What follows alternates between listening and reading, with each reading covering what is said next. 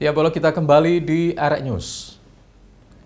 Salah satu pusat pembelajaran dan pelatihan bahasa Inggris di Indonesia, English First, memanfaatkan momen Ramadan dengan berbagi kebahagiaan bersama anak-anak kesayangan Rasulullah. Memanfaatkan momen Ramadan tahun ini, English First Sidoarjo mengajak anak-anak dari panti asuhan untuk ikut merasakan keseruan belajar bahasa Inggris sembari melaksanakan buka puasa bersama di EF Center. Direktur EF Center Sidoarjo, Desi Lapudo, mengatakan acara ini merupakan agenda tahunan EF Sidoarjo setiap bulan Ramadan. Kegiatan itu dikemas menjadi kegiatan charity yang tidak hanya berfokus pada pemberian donasi kepada adik-adik yatim dan duafa. Kita ada charity dengan salah satu panti asuhan di Sidoarjo.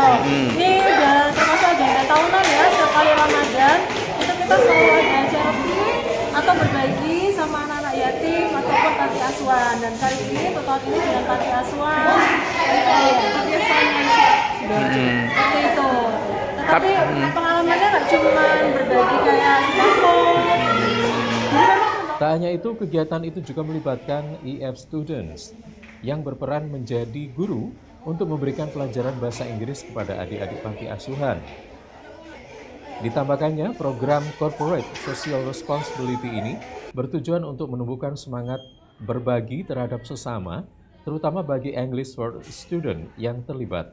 Selain memberikan pembelajaran dan buka bersama, EF juga memberikan santunan kepada seluruh adik-adik panti asuhan yang hadir. Dari Sidoarjo, Novem Suendra, Arek TV melaporkan.